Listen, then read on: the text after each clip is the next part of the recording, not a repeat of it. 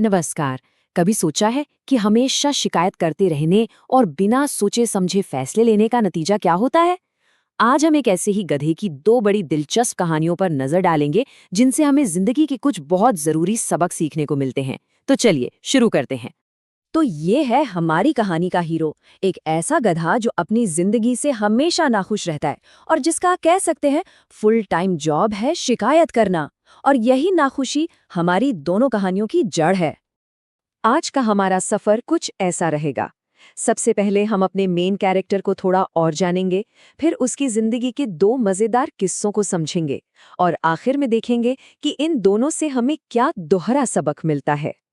तो हमारी पहली कहानी उस कहावत को बिल्कुल सच साबित करती है कि दूर के ढोल सुहावने लगते हैं। आइए देखते हैं कि जब हमारे इस गधे की सबसे बड़ी इच्छा पूरी हो जाती है तो होता क्या है।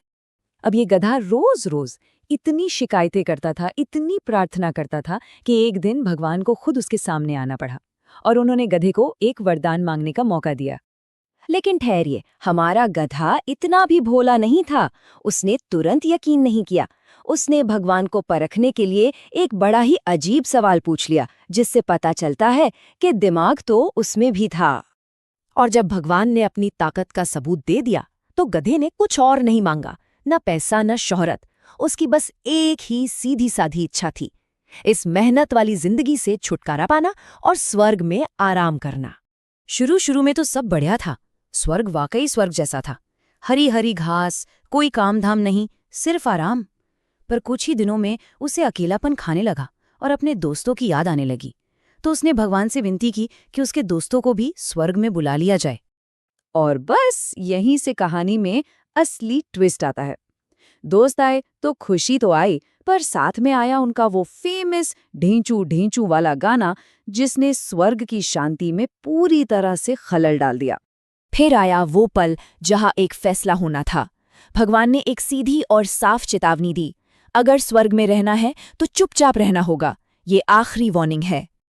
अब गधे के सामने एक बहुत बड़ी दुविधा थी। एक तरफ थी धरती, जहां मेहनत तो थी, पर अपने मन से गाने चिल्लाने की पूरी आजादी थी।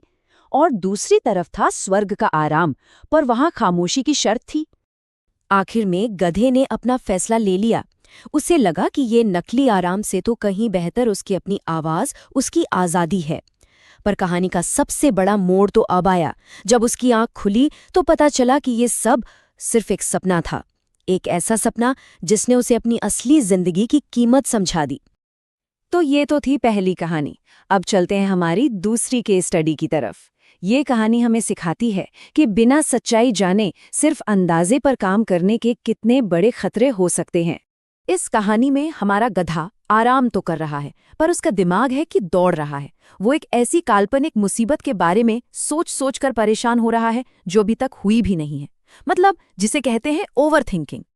और वो ऐसा सोच ही रहा था कि तभी उसे दूर से कुछ धुआं उठता हुआ दिखा। बस उसके डरे हुए मन को और क्या चाहिए था।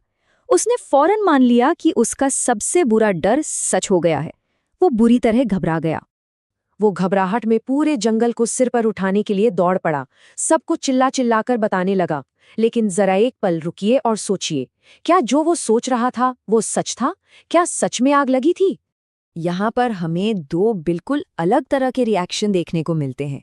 एक तरफ गधा है जो धुआं देखते ही बिना सोचे समझे भागने लगता है, और दूसरी तरफ सियार है जो घबराता तो है पर फिर रुकता है, सोचता है और फैसला करता है कि पहले जाकर सच्चाई का पता लगाया जाए। और जैसा कि अक्सर होता है, सच्चाई उतनी डरावनी नहीं थी जितनी कल्पना थी। वो जिसे गधा जंगल की आग समझ रहा था, वो असल में पास में चल रही एक पिकनिक का धुआं था, जहां कुछ जानवर मजे से खाना बना रहे थे। देखिए, एक छोटी सी गलतफहमी का नतीजा कितना बड़ा हो सकता था। गधे की एक झूठी सोच के कारण पूरे जंगल में भगदड़ मच सकती थी, जिसे रोकने के लिए बेचारे सियार और हिरण को भागदौड़ करनी पड़ी। तो इन दोनों कहानियों को समझने के बाद आखिर हम सीखते क्या हैं? चलिए इन दोनों से मिलने वाले सबक को एक साथ जोड़कर देखते हैं। तो यहाँ दो बहुत जरूरी सबक छिपे हैं।